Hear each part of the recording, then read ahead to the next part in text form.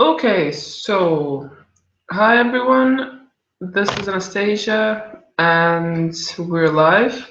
Cool.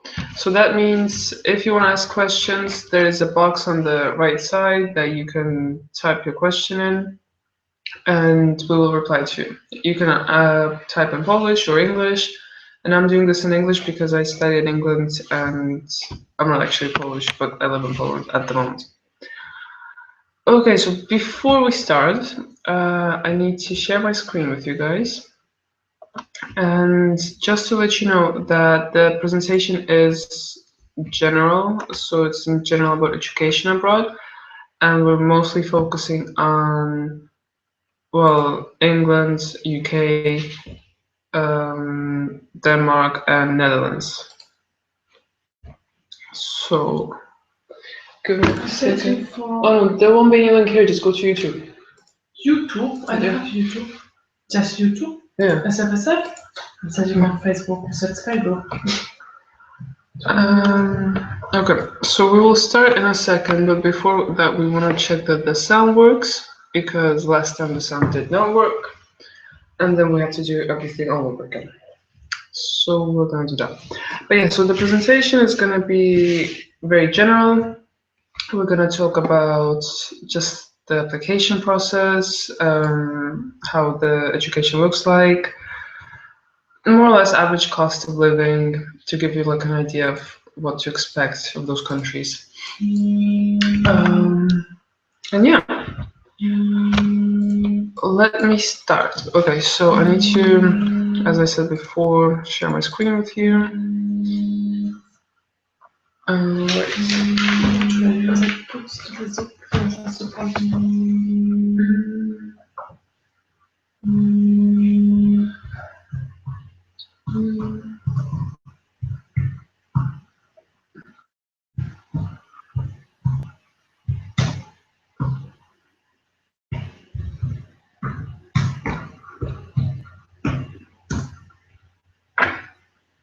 Okay, we're live. So can you check if it's working? Okay, so we're gonna double check if the sound is working. I'm gonna share my full screen with you. Let's start. It's working, and now wait. Because I want to see if the slides are going to change, because I also had a problem with that once. And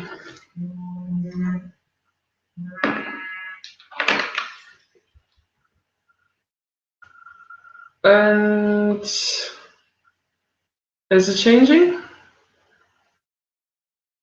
10 seconds after. Yeah, no, but I want to see if it changes, because otherwise I have to change something. Okay, cool, it's working. So yeah, our presentation is working, which is amazing, because there were incidents where it was not working.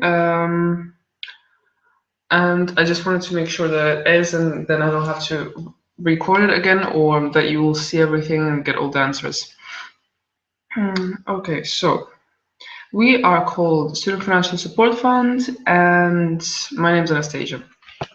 And the reason I'm doing it is because, well, I studied in England, and I also will be sharing a tiny bit of my own experience with you during this webinar. So we were founded in 2005, and basically the point of our fund is to provide financial help for students who are starting their higher education, and also to provide help with the application process, finding studies, and all that goes into that. So this is the scholarship that we offer. Out of these 3, you can get only 1. So it's not like you get 1, 2, 3. You get 1 or 2 or 3. So this is how it works. And basically, only thing we need to see is your personal statement that you will need to write anyways. And if you don't know what it is, I will explain a little bit in the next couple of slides. Okay, so as you can see, it's quite easy. Just submit your personal statement, fill out a registration form that you can get from us, and you'll just have to email one of our emails or just contact us on Facebook. and then the commission will take a look at your application and decide if you're motivated enough. So what do we do? On an everyday basis, we pretty much provide free help, consultations, advice for students who want to study abroad. And we focus, as I previously said, on UK, Netherlands, and Denmark. We do also work with America, Canada, and like other countries like Switzerland, Estonia, but mostly on those three that I've mentioned before. We do have an office in Warsaw, but if you're not from Warsaw, which I know you guys are not, you can just Skype with us and we can basically help you out, explain how everything works, the difference between courses, because it might be, both might be called chemistry, but one will be like Bachelor of Science, the other will be honorary bachelor. And there is a difference between those. And yeah, we help with the registration, we help with writing personal statements, recommendation letters, any like financial issues like applying for scholarship, applying for, I don't know, student finance, and pretty much any other questions you might have. It can be honestly about anything. We've had people emailing us about their taxes, how, you know, should they pay them their students or not. We had people asking help with accommodation, like finding, or if they had any issues while being already there. So basically, we help with everything, but the only thing we ask in return is for you guys to actually, you know, reply and, you know, inform us if you're changing your minds, because we do put our time and effort into every single person we help. So why study abroad? There are a couple of reasons. One of them is improve your language plus learn a language. Obviously, the most commonly like spoken language when you go study abroad is English. It doesn't matter what country it is. Most people prefer to study in English, I would say. But you will also have the chance to improve your language skills and learn new ones. So by learning new ones, I mean that most universities abroad, they provide free language courses. So for example, in England, it would be any popular language like Italian, French, Spanish. In Netherlands, it would be German, Dutch, maybe even French. And in Denmark, it would be Danish. So you'll get an opportunity to travel because you will be already living in another country, and it makes it easier to travel around the country. Plus, a lot of the times the tickets to somewhere, to like flight tickets, are cheaper from countries like Netherlands or England. One time I even managed to find tickets to Spain for £5 one way, which is, I'm assuming, around 20 zlotys. And yeah, so 25 zlotys, 20 just one way to Spain. Obviously no luggage, but still.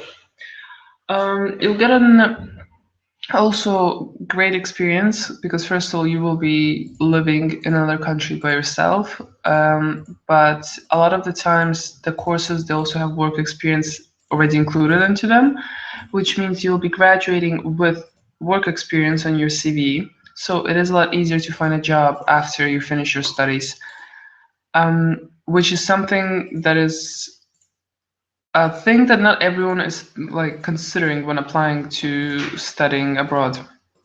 And international qualification, it will be recognized everywhere. That means anywhere you go, you don't have, if you come back to Poland, if you go to another country, everyone will know where you studied and what you studied. And yeah, multiculturalism. So you'll be surrounded by a lot of different cultures, people, and it doesn't matter if you go to, you know, Netherlands or Denmark or UK.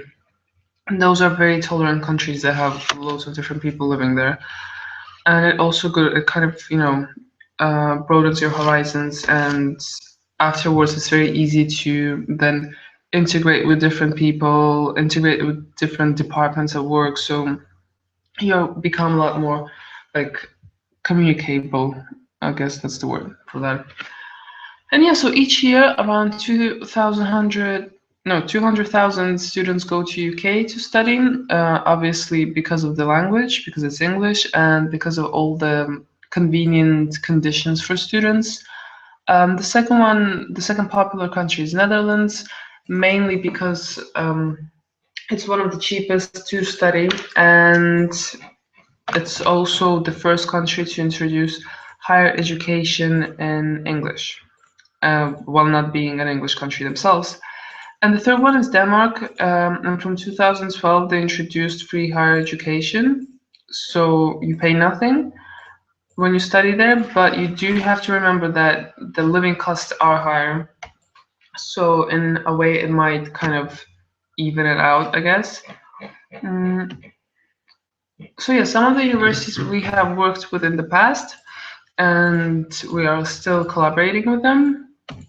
And there are a lot more. You can look at our website, but I do want to point out that our website is currently going through some work, so soon we'll have a new one. The one that's up at the moment is outdated a little bit. And I just thought to show like faculties that are not found in Poland, but you can still study them and and have a great career, like motorsport engineering, fashion management, football management, beauty promotion, adventure management, digital and social media, brewing and distilling, casino management, photojournalism, spa management. So basically, even if you go do spa management, which mostly has to do with spas and beauty salons and stuff like that, you can still after go into management. You can go to a bank and be a manager there. You can go to I don't know, a hotel, company, and work in the management department there, because you'll be learning all the same skills. Just your, let's say, learning method will be based on spas. Same with fashion, same with football.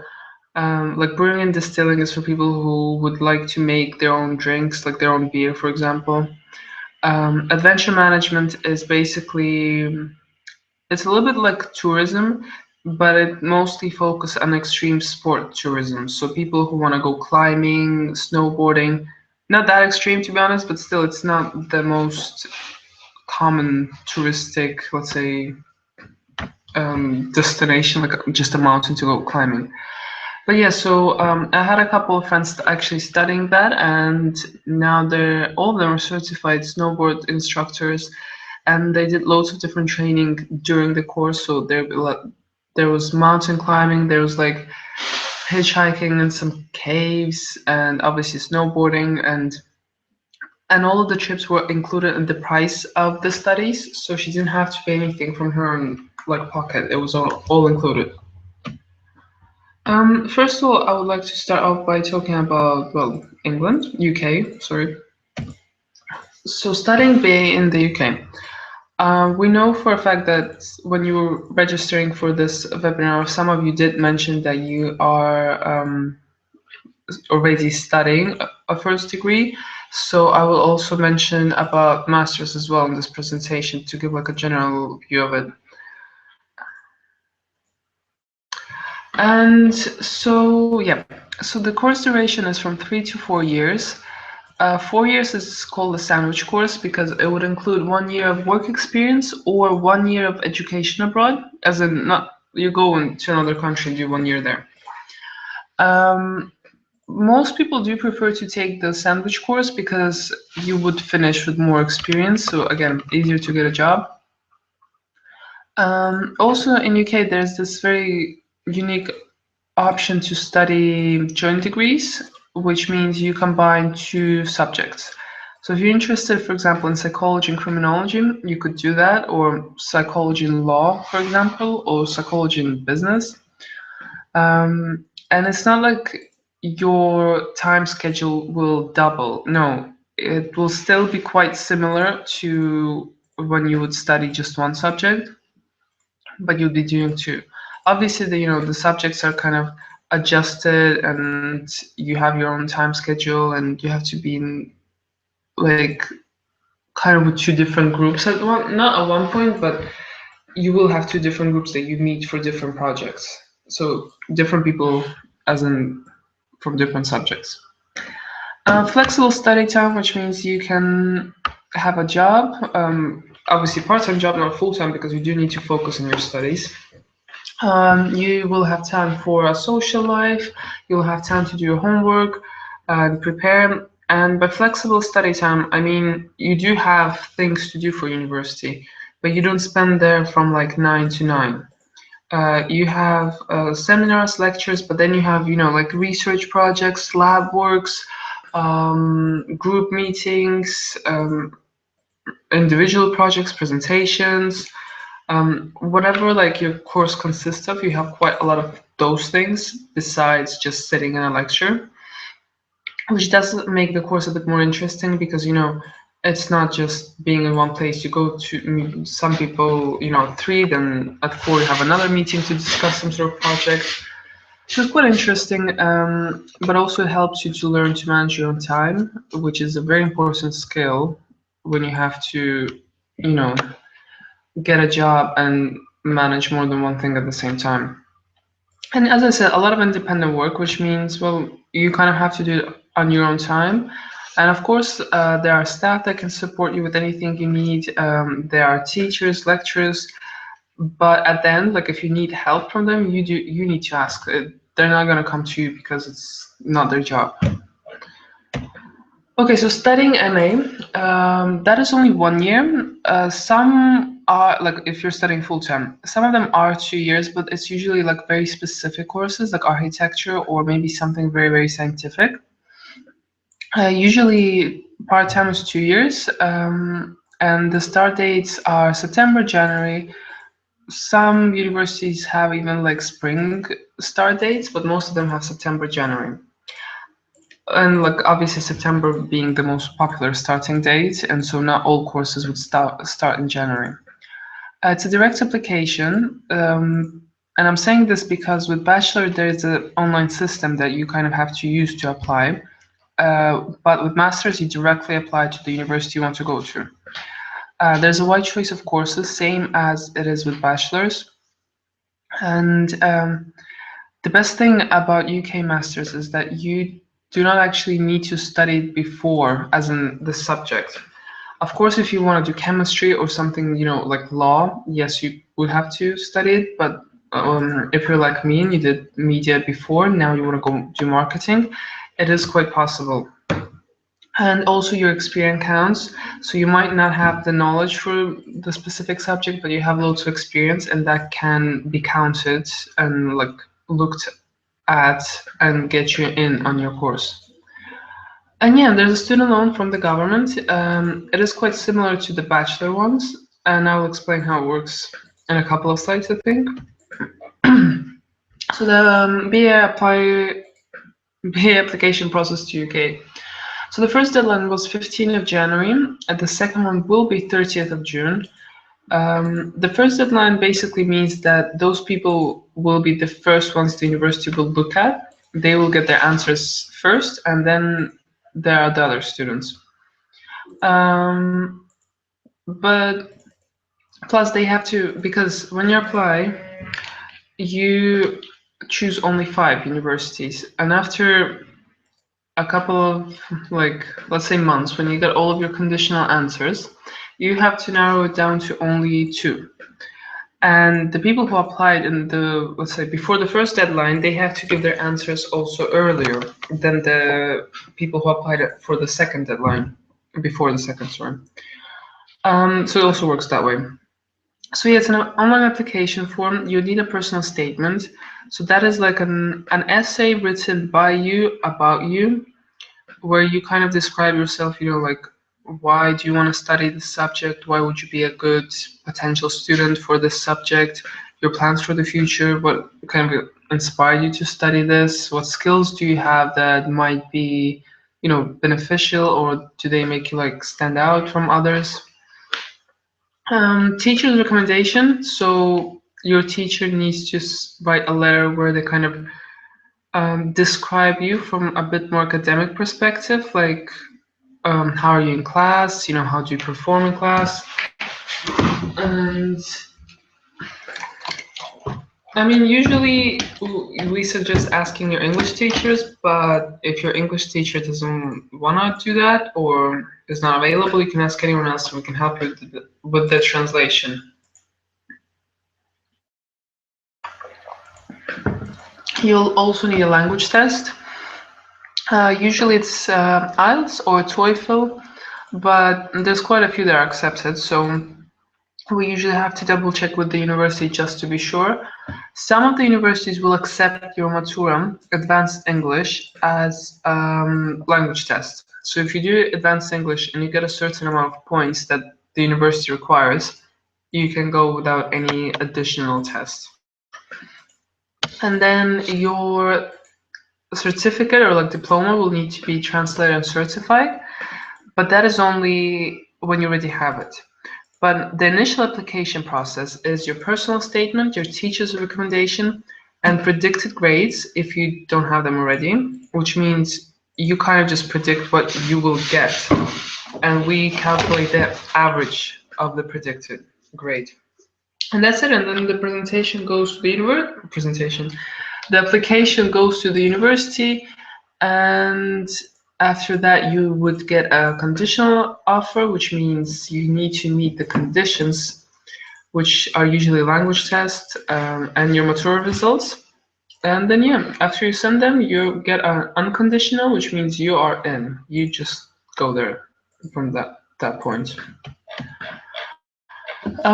For masters, well, you also need a personal statement.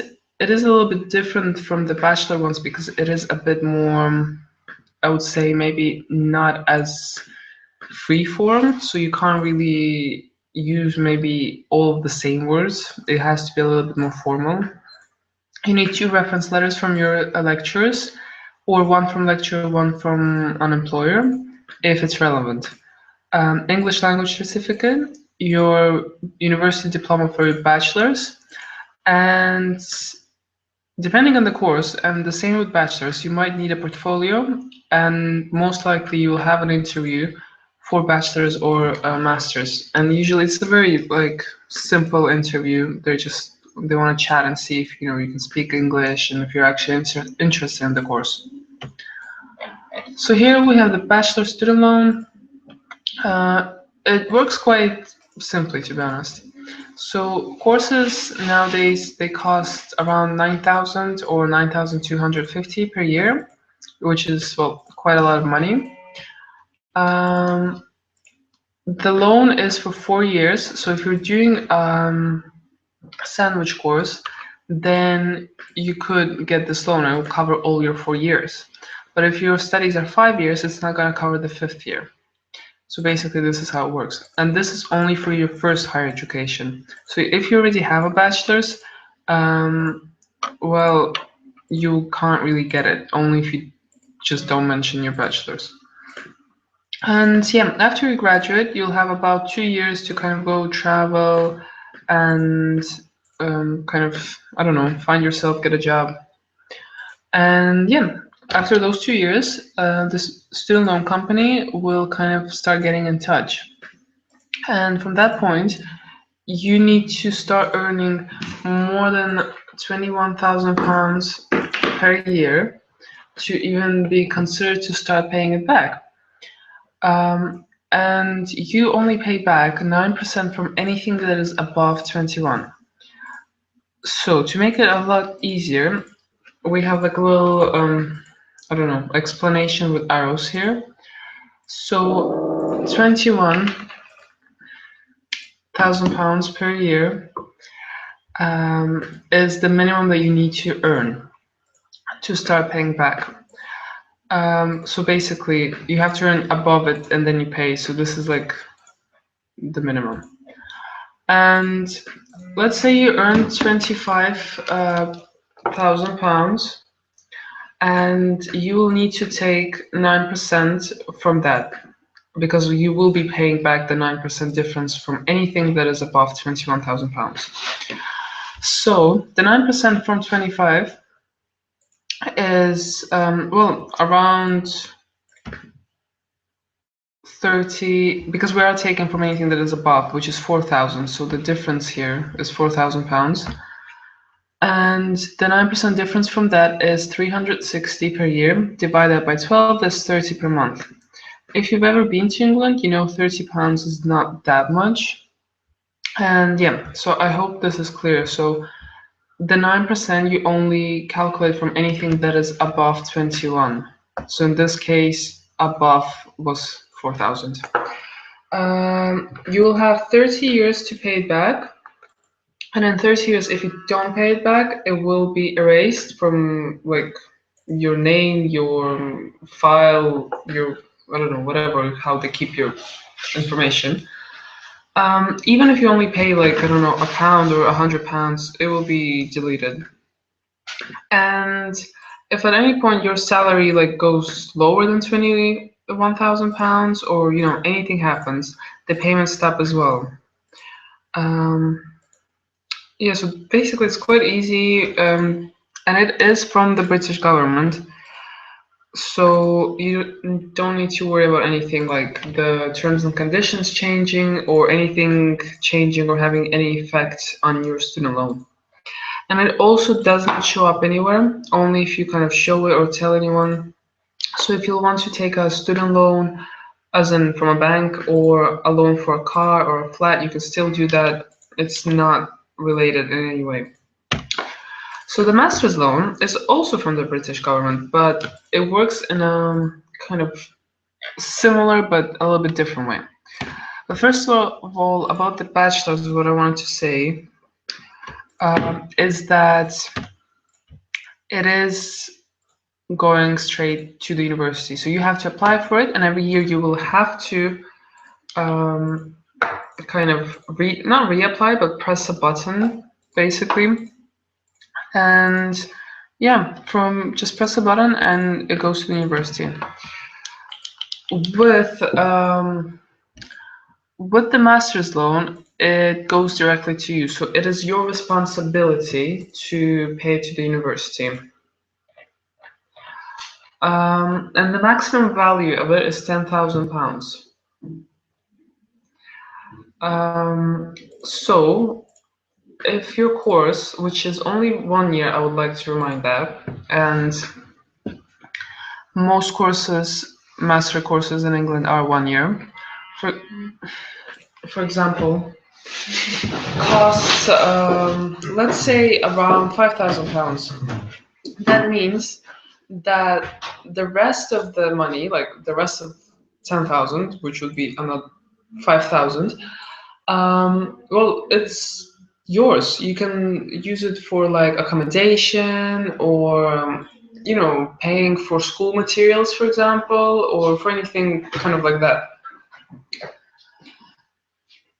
And yeah, obviously you don't need to take all of the 10,000, but if you want to, you can. But it's also quite good for, you know, to help you out because you're focusing on your studies there. And it's available for full-time, part-time, and distance learning students. And the paying back is exactly the same as with bachelor's. So you need to start earning £21,000, and you pay the 9% difference from anything that is above £21,000. So it's quite easy, and the application for both of them is also very, very easy. Okay, so life in the UK. As a student, you will have quite a lot of opportunities there. So for example, Erasmus program, you will get a lot more financial backing if you do it as a student from England or from an English university. And then, you know, you could go to other countries. I know that in Poland, the Erasmus, I think monthly they pay you like 400 euros, which does not really allow you to go and live in a country like, I don't know, France or Germany or Sweden. So a lot of the Polish students, as far as I've seen, they go to Baltic states because it is a bit cheaper there, and they manage to kind of live pretty well on that money there. The universities offer different student societies or like student clubs, you can call them like that. And basically you can join any of them. There are sports clubs, language clubs, I don't know, dancing clubs, painting clubs. So you can find something there for your interest. There are even societies called pizza eating society, Quidditch society, beer drinking society. So yeah, you can join any society that you have at your university, but also you can create your own if there is nothing there for you and there's nothing that you would like to join. And universities offer really, really amazing like sport opportunities, gyms, and basketball courts, football fields. And usually it's either free or you pay a very, very little amount per year to use all of it like at any time, basically. Um, Also, work opportunities like part-time and full-time. The universities help to find work, but it's also quite easy to find in general. Most of the hospitality industry in UK is kind of based on students, so they know that majority of like waitresses and waiters are basically students and sales assistants. Um, Lots of work experience opportunities, and universities kind of usually make you get work experience, but even in your free time you could do it. And not all of them require you to travel somewhere and sit somewhere for like, I don't know, 6 hours, do full-time work as an intern. A lot of them, you can do like remotely from home or somewhere. So there's lots of different opportunities, but the great thing about it is that you will have some experience in your CV when you graduate. And yeah, you'll get support from your university and pretty much anything. There's universities that support, small businesses. If you're a student there and you want to start your own business, they can even like give you an office for quite a low amount or even for free for some time. Um, yeah, if you want to go travel or if you for studies, or you want to work on some sort of project or do some sort of charity work, they will always be there like supporting you and promoting whatever you're doing. Some of the living costs in UK, it is quite difficult to calculate an average because well, London would be the most expensive, while there are towns that are a lot more cheaper. And plus, even in small towns and big towns, you have very cheap accommodation, very, very expensive accommodation. So halls of residence in UK, the cheapest I could find was 79 per week, and that means all the utilities included: water, electricity, gas, Wi-Fi, security.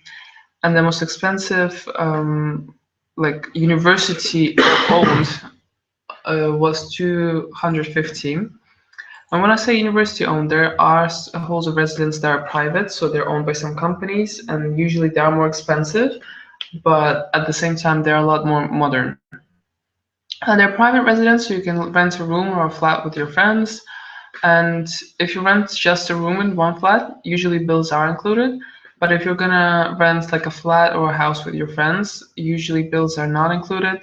And then it will be up to you to divide everything, set up everything, set up your account with like, I don't know, Scottish Gas and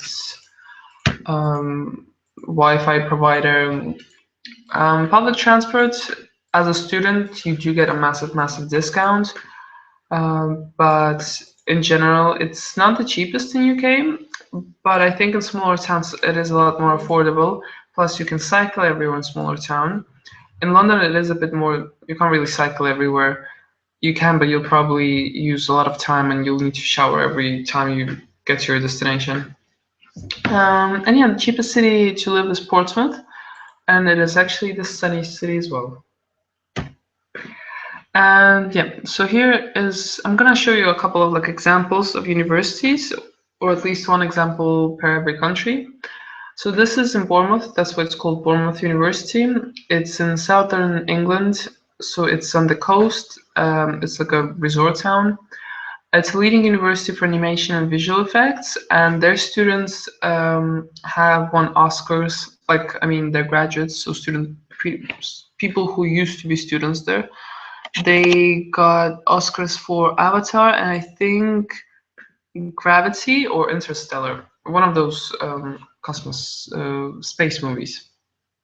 And yeah, so the university is good for any kind of subjects to do with image, so visual effects, animation, photography, film.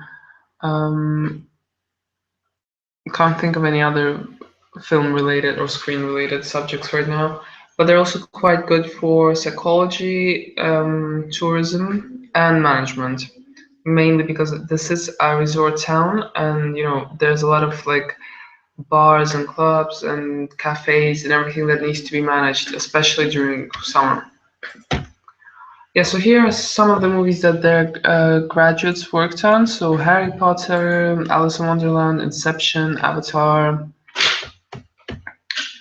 Gravity, Grand Theft Auto. So yeah, a lot of different movies they worked on and will be working on. And this is just a picture of Bournemouth. It's a very nice, small-ish town. It's not big, it's not too small, but it does have everything that you will need. They have all the shops, like they have in London, Topshop, I don't know, River Island. They have all the cafes, all the restaurants, all the going out places, um, theaters, cinemas, whatever you need, they have that. So I don't think there should be any problem with entertainment or finding things to do. And yeah, this is also in Bournemouth, and you probably have seen this in some movies. This actually has been used for quite a few movies, I think. Oh yeah, University of Westminster. This is a London university. It's in central London. They have 4 campuses, and they're all pretty much located kind of around Oxford Street or very nearby. And it actually was a polytechnic first of all, and it was the first public picture show, so public moving picture show, so a cinema basically. And they had the first photographic studio in Europe, and they're the first polytechnic to offer degrees in film and photography. So yeah, their film, photography, media, and like art department are quite famous all over the world and not only in England. And they're the leading university for such subjects as law, media, communication, business and management, art and design, architecture, and computing. And when I said subjects, I actually meant more like fields, so field of studies, because in computing there's more than one thing that you could study.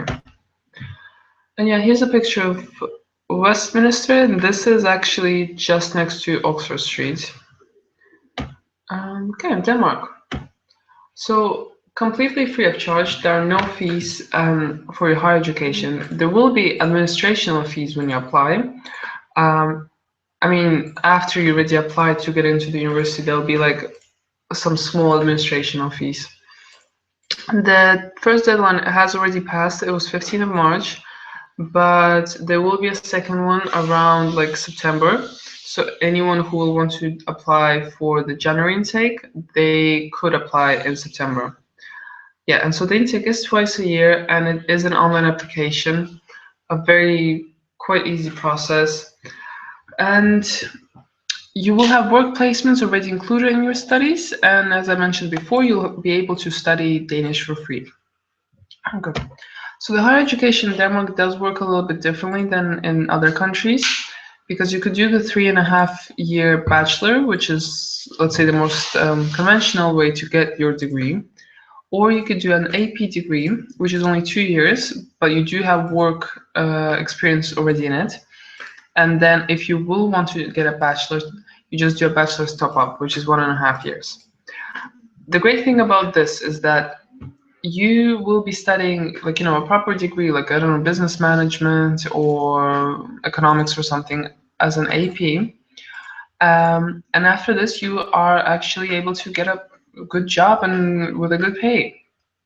But if you want to get the full degree, you can just go and do a bachelor top up, and you can even like change a little bit the subjects. As in, if you're doing business management here, you could do communication management here. Even though the change is not drastic, still it might provide a very needed diversity to your course, and it'll be easier later on to maybe find a job, or you'll have the qualities that other applicants will not have, so you will stand out a lot. But because Denmark is not an English-speaking country, even though like 80 or more % of them do speak English there, that means the subjects you can study in English are also limited. You can't study everything. You can study the subjects that are, let's say, very required by their economy or by the country, that basically they need people who are professionals in those fields. So computer science, IT technology, multimedia design and communication, service, hospitality and tourism management. And yeah, so these are taught in English because they are required. There's a scholarship in Denmark. It's not exactly a scholarship, it's more of a grant. But you get the money, you don't have to pay it back to anyone. And for this, you need to work 43 hours per month. And you will get around 800 euros per month additional to your pay. But if your hours at any point go down from 33, you'll have to like reapply again. And the application process is you have to work those 43 hours for 3 months, and then you can apply. And if you don't have the hours, you reapply after 3 months again. International Business Academy, or IBA, it is one of the oldest institutions in Denmark. And they offer programs like business, marketing, finance management, entrepreneurship, and design. And the programs are accredited by London South Bank University and Coventry University, which means when you graduate from International Business Academy, you'll have South Bank and Coventry on your diploma, which is also a pretty sweet deal in my opinion. But yeah, so in Denmark you can study the subjects, that are relevant, that are practical, and that are needed in today's work field, workforce. So you can't really go and study something that is a bit just more theoretical or kind of philosophical. I think there's only like one university that provides bachelor for philosophy, or even zero in Denmark. For masters, obviously, there are a little bit more options. The thing is, you probably did notice that I spoke about masters for the England part, or UK, and I'm not speaking about masters here. It is mainly because we do not kind of cooperate with any universities that offer master's degrees. At this moment, of course, we will in the future. So Netherlands, the application deadline is from May to August, which means the first deadline, which is 15th of May, is for people who want to apply to the university and get the accommodation. If you don't care about the student halls, you can apply, then your deadline is like 15th of August. It's an online application, it's also quite easy. You'll need your grade report, personal statement, reference letter, and IELTS or TOEFL. These are the same things you would need for Denmark. Yeah, the slide that would explain that was missing. But yeah, for both countries, you need a grade report, personal statement, and reference letter. The personal statement for Netherlands and Denmark is a little bit more, I don't know, like conservative, or not as kind of essay-ish as the English one is, because when you apply to UK, it is more of an essay, you're kind of telling a story, while this is more like you're stating facts. And the tuition fee per year is 2,006 euros. Study duration for bachelor is 4 years, with practice from 5 to 6 months. The great thing about Netherlands is that there are a couple of ways to pay the tuition fee. Either you pay it yourself if you can afford it, just from your pocket, or you can, if you can afford it but not in like one big payment, you can pay it in installments. Some universities offer up to like 9 installments per year. So divide this amount, by 9, and this is how much you'll be paying every month. And if you think that you might not be able to afford it at this moment at all, there is a student loan from the Dutch government. So living cost. Students spend between like 800 and 1,200 a month on living costs, including the, accommodation, like flat or room where you're gonna live. Average room in Holland costs around 300 to 650 euros. So this is an average room, and the costs are quite similar all around Holland. The prices there don't vary as much. I mean, obviously Amsterdam will be the most expensive one, but other towns are more or less in the same price range. Yeah, so there's also some average prices for you, like a cup of coffee and tea, cheese sandwich, just to give an idea how much it costs to compare it to cost here. And yeah, you can go to supermarkets and find different brands of food and find something cheaper, and you can actually save some money. So programs, and again, also with Netherlands, you can't study everything in English. You can study the things that are either the most needed or the most popular, but again, you can't study everything. But there are more options than in Denmark. But yeah, so most of their courses are practical, like, as in, when I say practical, it means you will get a job after. So international business and languages, international hotel management, leisure management, tourism management, physiotherapy. And for anyone who will be looking at Netherlands as a potential place to go study, I do want to point out that they do have two types of universities. One is applied studies university, and one is research university. Difference is that research is about, well, theory and research. So it's more like, writing papers and exams and more like academic and theoretical. The applied studies is more about combining theory with practice. So when you graduate, you already kind of are ready for the real world, for the job market, and that, companies want to hire you. So that's the main difference. So I would say if you're not planning to be a researcher or a scientist, probably applied studies would be the best place for you. Applied Studies University. So yeah, Fontys University of Applied Science. It is one of the biggest universities in Netherlands. It's located in Venlo, Eindhoven, and Tilburg. And Venlo is actually next to Germany. So a lot of people actually live in Germany and just cycle to Venlo. And yeah, this is the university that offers 9 installments per year for your studies. They do have a lot of different subjects in English. These are just a few of them to give you an example. And I think like the food and flower management is quite interesting, especially because it's you can only study that in the Netherlands for, well, very obvious reasons. And yes, also at this university, you would start your own student company if you're studying something business related. And that means they would give you a certain amount of money to kind of start your business. And if you'd make a profit, then the money will go to a charity. If you don't make a profit, then, well, your company has to close down, and that's it for your company.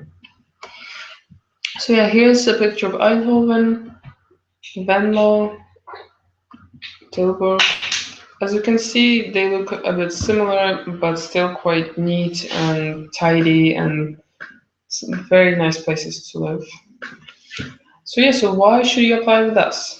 So you have 100% chance of getting in on the course you want to get into. We will find the course you want, and I do want to point out that this only works when we have a good communication established. So a lot of the times we know that you guys are busy, or you don't want to have a consultation by Skype or even by phone, but we need to get all the needed information to find the right course for you and to make sure that you will get into all of your courses. But so far everyone has gotten in, so we've not had problems with that. Stress-free application process, mainly because we would be doing everything for you. We would start the process, we would finish it for you, and we would keep you informed about everything. And if there's a little like a situation, you would only know about it after we've dealt with it, and we would report back to you telling you this and this has happened and everything's fine now. Like, this is not what's gonna happen now after we dealt with it. And yeah, as I said, we pretty much do everything for you. So, you know, we check your personal statements. We don't write them, of course, but we do check them. We check the reference letters. We do the application process. We help you choose everything. And, you know, if you have any questions, we're always ready to answer at any time. And we have more than 10 years of experience. And so we do know what we're doing. And a lot of us who work here have studied abroad as well. So when we kind of give you advice or do a consultation, we do share our own personal experience with you, and also, you know, any kind of experience that we've had, we try to implement it into the consultations. So yeah, if you want to get in touch, here are our contacts. Send us an email if you have any questions or if you want to apply.